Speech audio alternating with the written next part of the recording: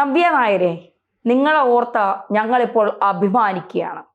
നിങ്ങളുടെ ഓരോ വാക്കും ഇന്ത്യക്കാർക്കും ഇന്ത്യൻ സൈന്യത്തിനും പ്രചോദനമാണ്.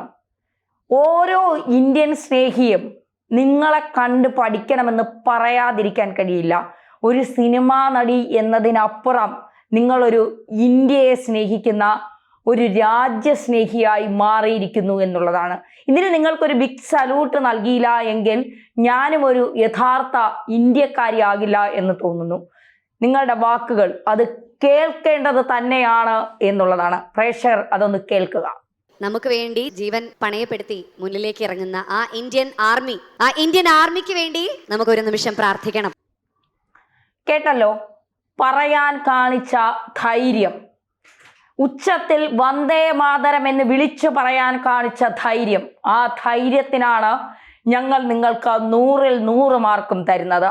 ഒരു അഭിനേത്രി മാത്രമല്ല നിങ്ങളെന്ന് തെളിയിച്ചിരിക്കുന്നു, ഒരമ്മ മാത്രമല്ല നിങ്ങളെന്ന് തെളിയിച്ചിരിക്കുന്നു, ഒരു ഭാര്യ മാത്രമല്ല നിങ്ങളെന്ന് തെളിയിച്ചിരിക്കുന്നു, ഒരു മകൾ മാത്രമല്ല നിങ്ങളെന്ന് തെളിയിച്ചിരിക്കുന്നു, ഒരു സഹോദരി മാത്രമല്ല നിങ്ങളെന്ന് തെളിയിച്ചിരിക്കുന്നു.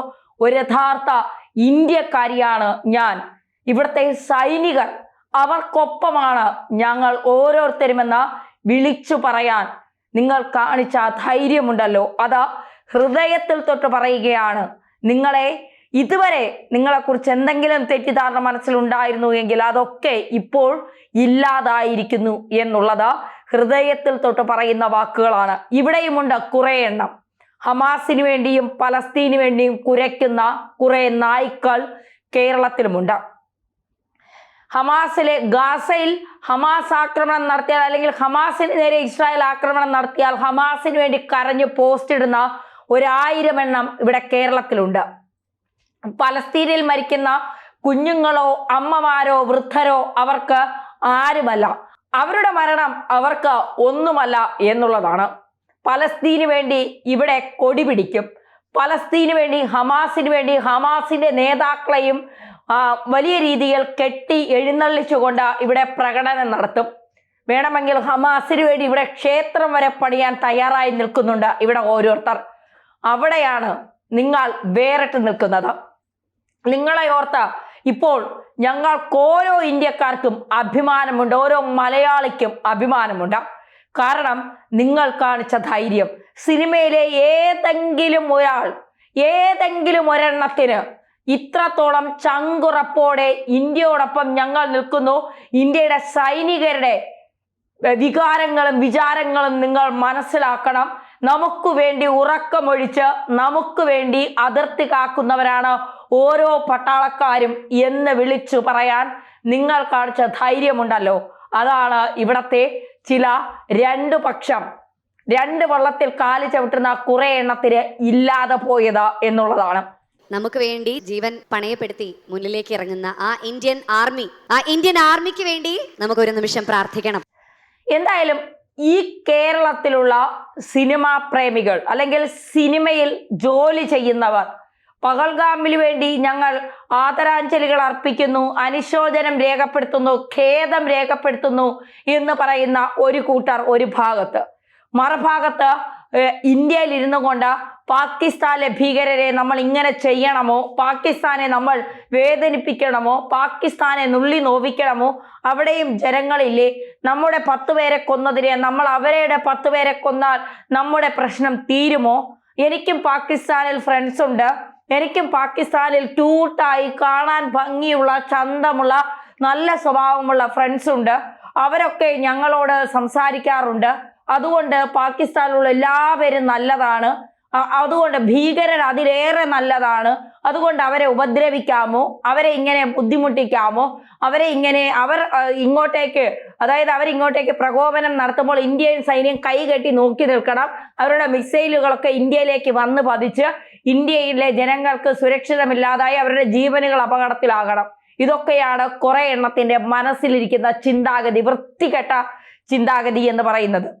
നേരാവണ്ണം ഇന്ത്യക്ക് വേണ്ടി സംസാരിച്ച ഒരെണ്ണം ഇന്ത്യയിലുണ്ടോ എന്നുള്ളതാണ്. എനിക്ക് തോന്നുന്നു OIC, അതായത് പ്രധാനമന്ത്രിയെ ഏറ്റവും കൂടുതൽ വിമർശിക്കുന്ന ഒരാളാണ് OIC ഇന്ത്യക്കൊപ്പം നിന്നുകൊണ്ട്, അതായത് ഈ പഹൽഗാം ആക്രമണം നടന്ന അന്ന് മുതൽ ഈ വെടിനിർത്തൽ കരാർ വന്നത് വരെ മോദിക്കെതിരെ ഒരു വാക്ക് പോലും പറയാതെ ഇന്ത്യക്കൊപ്പം, ഇന്ത്യയെ തൊട്ടവന്മാരെ വെറുതെ വിടരുത് എന്ന് പറഞ്ഞുകൊണ്ട് ഇന്ത്യക്കൊപ്പം നിന്ന ആളാണ് OWൈസി എന്ന് പറയുന്നത്. മോദി ശത്രുക്കൾ പോലും മോദിക്കൊപ്പം നിന്നുകൊണ്ട്, മോദി വിരോധികൾ പോലും ഇന്ത്യക്കൊപ്പം നിന്നുകൊണ്ട്, സൈന്യത്തിനൊപ്പം നിന്നുകൊണ്ട് അവർക്ക് പ്രചോദനം നൽകുന്ന വാക്കുകളും വാർത്തകളുമാണ് പുറത്തുവിടുന്നത്. കാരണം നമ്മുടെ സൈനികരാണ് നമ്മുടെ ജീവൻ കാത്തു സൂക്ഷിക്കുന്നവർ. അതിർത്തിയിൽ അവർ ഉറക്കമുളച്ചിരിക്കുന്നത് നമുക്ക് ഓരോരുത്തർക്കും വീടുകളിൽ സമാധാനത്തോടെ ജീവിക്കാനും സമാധാനത്തോടെ കിടന്നുറങ്ങാനുമാണ്. അവരൊന്ന് കണ്ണടച്ചാൽ ഈ പാക് ഭീകരവാദികൾ നമ്മുടെ രാജ്യത്തേക്ക് അതിർത്തി വഴി നുഴഞ്ഞു കയറി നമ്മുടെ രാജ്യത്തെ തന്നെ ഇല്ലാതാക്കുന്ന, നമ്മുടെ രാജ്യത്തെ കത്തിച്ചു കളയുന്ന നിലയിലേക്ക് വരെ ഇവന്മാർ നമ്മുടെ രാജ്യത്തെ കൊണ്ടുപോകും. അത് ഉണ്ടാകാതിരിക്കാൻ രാജ്യത്തെ 140-ലധികം കോടി ജനങ്ങൾക്ക്, 148 കോടി ജനങ്ങളുണ്ട്, അതിൽ സൈനികരെ മാറ്റി നിർത്തിക്കൊണ്ട് പറയുകയാണ്. കാരണം അവർ ജീവൻ പോലും പണയം വെച്ചുകൊണ്ടാണ് അവർ നമുക്ക് ഓരോരുത്തർക്കും വേണ്ടി അതിർത്തി കാക്കാൻ നിൽക്കുന്നത്. യുദ്ധം വരുമ്പോൾ നമുക്ക് സമാധാനത്തോടെ നമ്മുടെ വീട്ടിൽ കിടന്നുറങ്ങാൻ കഴിയുന്നത് എന്തുകൊണ്ടാണ്? നമ്മുടെ സൈനികർ നമ്മുടെ അതിർത്തികളിൽ ചങ്കുറപ്പോടെ നട്ടല് നിവർത്തിക്കൊണ്ട് ഏവൻ വേണമെങ്കിലും വാടാ ഞങ്ങളുടെ ഇന്ത്യ തൊടാൻ എന്ന് ചോദിച്ച് ധൈര്യമായി നിൽക്കുന്നത് കൊണ്ടാണ്. അത്രമാത്രം ആയുധങ്ങൾ ഇന്ത്യയിലേക്ക് പ്രധാനമന്ത്രി നരേന്ദ്രമോദി വന്നതിന് ശേഷം, അധികാരത്തിൽ വന്നതിന് ശേഷം അത്രമാത്രം ആയുധങ്ങൾ ഇന്ത്യയിലേക്ക് വാങ്ങിക്കൂട്ടിയത് ഇന്ത്യക്കൊരു മുതൽക്കൂട്ടായതുകൊണ്ടാണ് പാകിസ്ഥാന് ഇന്ത്യയെ ഇത്ര ഭയം. അതുകൊണ്ടാണ് പാകിസ്ഥാൻ അമേരിക്കയുടെ, ലോകരാജ്യങ്ങളുടെ കാല് പിടിച്ചിട്ട് എങ്ങനെയെങ്കിലും ഇതൊന്ന് അവസാനിപ്പിച്ച് തരണം എന്ന് പറഞ്ഞത്. എന്തായാലും നവ്യ നായരെ പോലെയുള്ള ഇത്തരം നടിമാരാണ്, അതായത് ജീവിതത്തിലും സിനിമയിലുള്ളതുപോലെ അഭിനയിക്കാത്ത നടികളാണ് നമുക്ക് വേണ്ടത് എന്നുള്ളത്. അവർക്കറിയാം അവർ ജീവിക്കുന്നത് ഇന്ത്യയിലാണ്, അവർ ആനുകൂല്യങ്ങൾ അനുഭവിക്കുന്നത് ഇന്ത്യയിലാണ്, അവർ സ്വാതന്ത്ര്യത്തോടെ ജീവിക്കുന്നത് ഇന്ത്യയിലാണ്. അവർക്ക് എല്ലാ സ്വാതന്ത്ര്യവും, ആവിഷ്കാര സ്വാതന്ത്ര്യം, വസ്ത്ര സ്വാതന്ത്ര്യം, മത സ്വാതന്ത്ര്യം, ചിന്തിക്കാനും പ്രവർത്തിക്കാനുമുള്ള സ്വാതന്ത്ര്യം ഒക്കെയുള്ളത് ഇന്ത്യയിലാണ് എന്നുള്ളത്. മാത്രമല്ല നമുക്കൊക്കെ കിടന്നുറങ്ങാൻ സാധിക്കുന്നതും നമ്മുടെയൊക്കെ ജീവൻ രക്ഷിക്കുന്നതും നമ്മളെയൊക്കെ ചേർത്ത് പിടിക്കുന്നതും നമ്മുടെ സൈനികരും നമ്മുടെ സർക്കാരുമാണെന്ന് നവ്യ നായർക്ക് നന്നായിട്ട് അറിയാം. അതുകൊണ്ട് തന്നെയാണ് അവർ ഇന്ത്യയെക്കുറിച്ചും ഇന്ത്യ സൈനികരെ കുറിച്ചും ഇത്ര വാചാലയായത് എന്നുള്ളതാണ്. നാണവും മാനവും ഉണ്ടോ ഏതെങ്കിലും ഒരെണ്ണത്തിന്? നിനക്കൊക്കെ ഏതെങ്കിലും ഒരു സിനിമ അഭിനേതാക്കൾ ഏതെങ്കിലും ഒരെണ്ണത്തിന് ലേശം ഉളുപ്പെങ്കിലും ഉണ്ടായെങ്കിൽ ഈ ആക്രമണത്തിൽ പാകിസ്ഥാനെതിരെ ഒരു വാക്കെങ്കിലും എഴുതുമായിരുന്നു. ആ ചങ്കുറപ്പ് കാണിച്ചത് നവ്യ നായരാണ്. നിങ്ങളെ എത്ര പൊഴിക്കാലും തീരില്ല എന്നുള്ളതാണ്.